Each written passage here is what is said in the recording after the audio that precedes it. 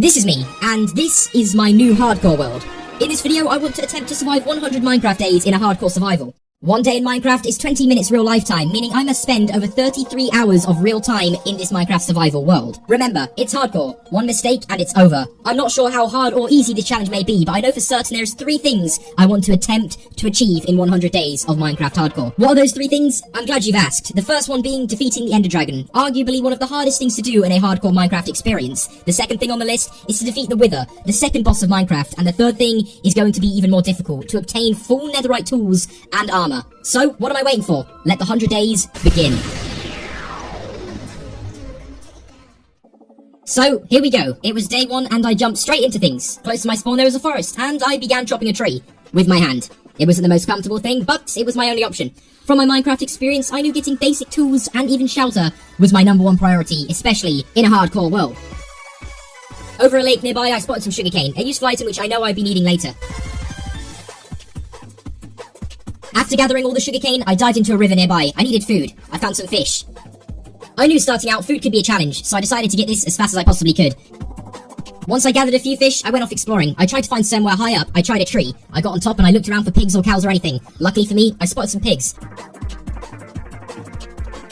After I took the food I needed, I decided to take my pickaxe and start digging down. I needed temporary shelter. It was nothing great, but it did the job. Took my crafting table, and I started going lower down into the ground. I crafted a furnace and instantly put my food in there. My hunger was already beginning to deplete. While I was letting my food cook, I decided to go to the overworld and chop trees until the sunset. And there I was. The first day was coming to a close. I stood there and watched the sunset. But not for long. I needed to get back down to my base. I knew that things were about to get very, very scary outside. So I then decided to spend that night mining for all the essentials. Coal, iron, and maybe even some diamonds if I was to get lucky. I didn't find too much iron, but I found enough for a pickaxe and a sword. So I decided to craft both of these.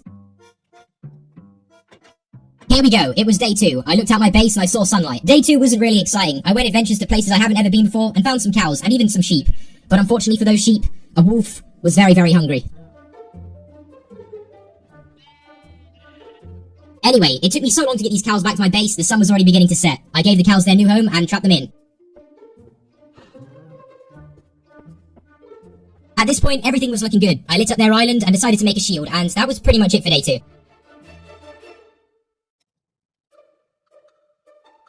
Day 3, things started to get interesting. I took my iron pickaxe and my stone pickaxe on a mining trip and found a cave. I knew that I needed iron and I needed armor and I needed it fast. I found loads of iron. In fact, I nearly found a whole entire stack of it. I knew this would be enough to make all the essential tools and even some armor. I was very careful walking around this cave. The lava could have got me out of the game instantly, but I turned around and there it was. Diamonds. Just over the lava. Unfortunately for me, it was only 2 diamonds, but it was diamonds and I took them. After getting the diamonds, I knew I needed to get out of there and make the armor. On my way back, I found my first enemy, but it was no problem, and I took care of the zombie pretty easily. I then went back up to the top and made all my armor. And there it was. I stood there with my full iron armor on, and I was ready for day 4. Up until day 4, I had nowhere to call home, so that was when construction started. I wanted an underground base. I wanted to minimize my interaction with enemies, so I thought by setting up base underground, I could be safe here. After I finished the first stage of construction, I began adding in some chests. I would need some storage later down the line. I mostly did base work for day 4, which led us on to day 5. I spent this day pretty much underground, mining for coal and all of the other essentials. I had a lot of coal and iron, but not enough. I then went above ground to take care of my cows and chop down some trees. Day 6. I was mining for absolutely ages. I came across a bunch of enemies, but also some valuables. Gold, redstone, lapis, and even some diamonds. I spent many, many days mining and found many, many diamonds. I needed diamond armor if I was going to survive any longer. For day 9, I went back above ground. I needed to set up my farms and get my cows breeding. So that is exactly what I did. And also the cows seemed pretty happy to see me. To start day 10, I decided to smelt everything I had mined from the previous days. And I even saved up enough diamonds to build a diamond pickaxe. This could take me on to the next stage of the game. The Nether. It was the end of day 10 and the start of day 11. I decided to go mining for obsidian, because I knew of course I'd be able to make a nether portal, so that's what I did, and I also did some housework, and dived into the river to do some extension of my island.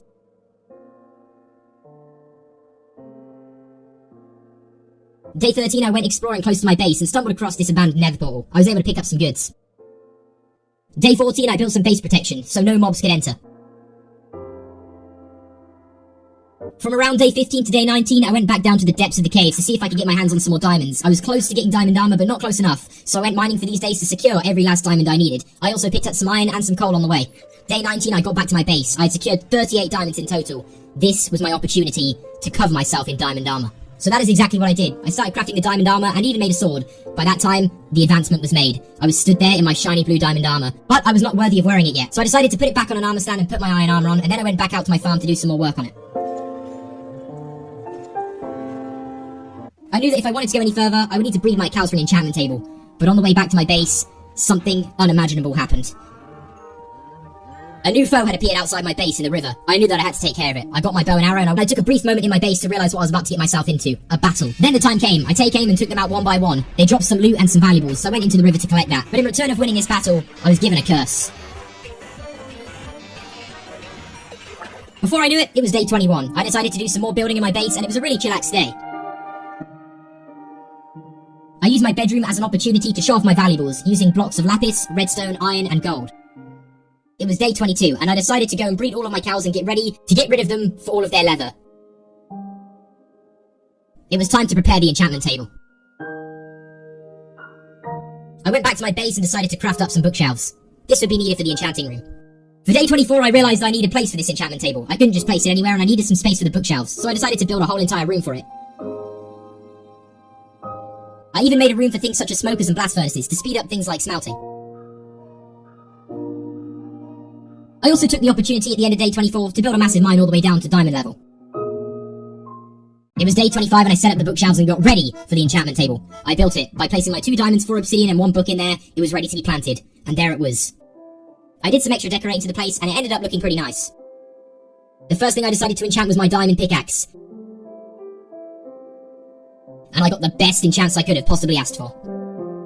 The sword not so much. It took a few attempts, but I got there in the end with a decent enchant I was happy with. I then realised it was time to enter the nether. I needed more XP and I needed it pretty fast, so I went deep into the nether to try and get some quartz and XP. Luckily for me, the fortress was really close by, but I needed to find some piglins.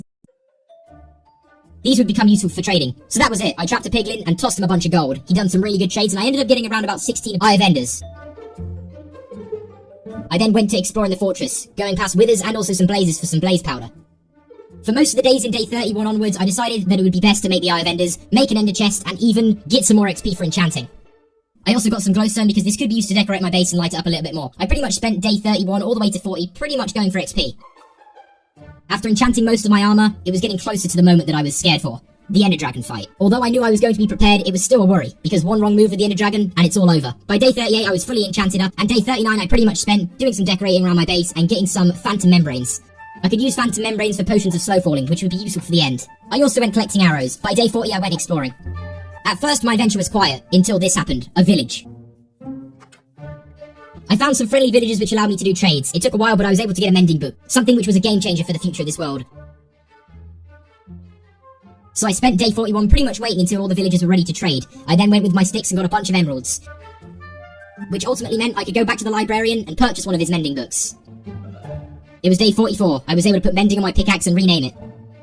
Day 45, Ender Dragon preparation was well underway, making potions of strength and also slow falling. I did brewing for quite a while. I wanted to over-prepare as much as possible for the Ender Dragon fight, just in case anything was to go wrong. Day 46, I did some last preparations for the Ender Dragon fight, going out to find some apples. The reason I got apples is to ultimately make golden apples, something which would be very useful for the end fight. Here it was, day 47. I walked around my base and gave it one last look, and I said goodbye, because it may be the last time I ever see this again. I gave everything one last glance, even my cows. To end off day 47, I got some rest. The next day was a massive day, the Ender Dragon fight. Day 48, I checked through my inventory and made sure I had everything I would need for the Ender Dragon fight. One wrong move here and everything could be all over. Everything I've worked hard for so far. But that didn't stop me. I threw my Eyes of Ender in the air and I was ready to go exploring. At one point I had to set sail across the ocean. It wasn't ideal, but it had to be done. Finding this stronghold took multiple days. In fact, the Eyes of Ender were pointing me in every direction possible. Until I came too close to the Eye of Ender, couldn't go anywhere else apart from directly above the stronghold. I dug straight down, and here it was. For day 52, I pretty much spent that day exploring the stronghold and was able to come out with some pretty good books. And then it was time. I prepared the end portal, and everything was beginning to seem real. I drank both of my potions, and there was no turning back now. I entered the portal calmly and went up to the Ender Dragon fight.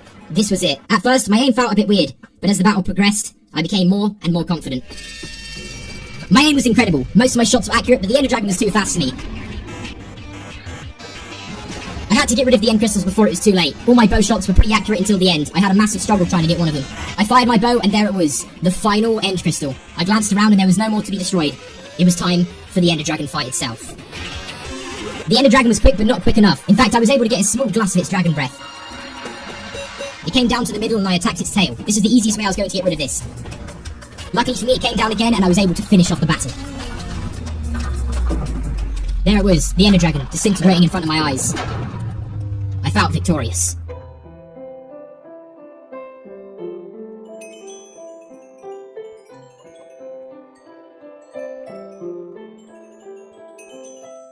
I grabbed the egg, and look at that smile on my face. I was happy, but not happy enough. I needed elytras. I went into the end city and looked around. After a while of exploring, I found one, and I was scared it didn't have a boat, until I glanced over to the left, and there it was, the end ship.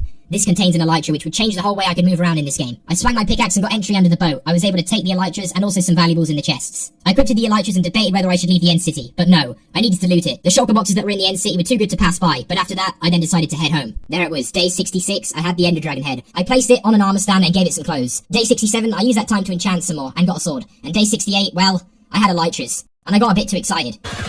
From day 69 to 74, this is my time to build. I had a bunch of creativity that I need to let out, so I built a bridge from my house all the way to the farm island. I also built a bit of a better house for the cows and some cool pathways. I also made space for a potato farm and also a wheat farm.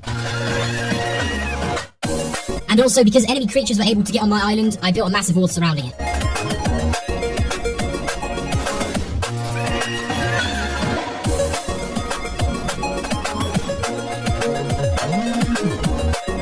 And there it was. By day 74, I was really happy with my base, the outside and the inside. I pretty much had everything I need, but I wasn't finished yet. I had two other goals to get done, the netherite and also the wither. These weren't going to be easy, so I got to work. Well, now was the time for me to prepare for my next goal, and that would be the wither battle. So to start day 75, I went through and enchanted a sword to try and get looting, because to get wither heads, you need really good luck or you need a really good sword. After using plenty of XP and lapis, I was able to get a looting too, but it wasn't good enough. But I had to deal with it. Being only level 28, I wasn't able to do another level 30 enchant, so I decided to go into the nether with a looting 2 and test my luck. As I entered the nether portal, I went straight to the fortress and was able to pick up my first witherhead pretty quickly, but between days 77 and 84, I spent a very, very long time attempting to get all of the witherheads.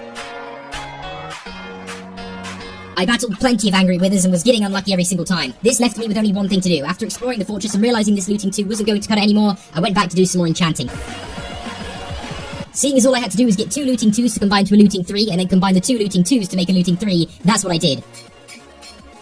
I got to level 14 and was just about able to do the upgrade. I now had a looting 3 sword at my disposal.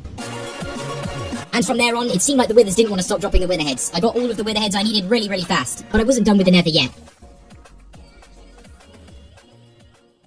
Between days 91 and 97, I decided to go for netherite. I thought maybe if I could get a netherite sword, the wither battle would be easier, so I tried to get as much netherite as I could. Seeing as I was tight for time, I was only able to get a certain amount. That certain amount being 8 pieces of ancient debris.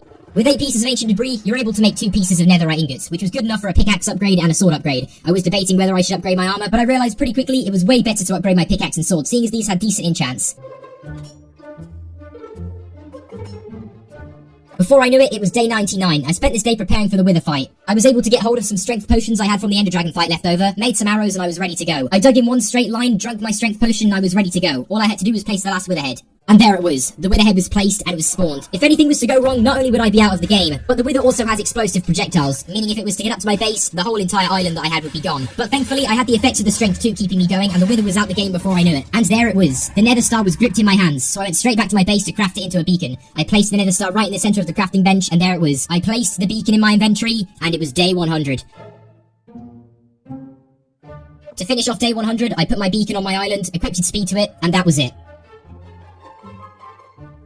I stood on my bridge and gazed at the sun. That was it. The 100 days survived. On hardcore. All in one life. To be honest, there's a bunch more stuff I want to get done, so if you guys want to see another 100 days, then let me know down below in the comments. But apart from that, hopefully you guys enjoyed, have a great rest of your day, and peace.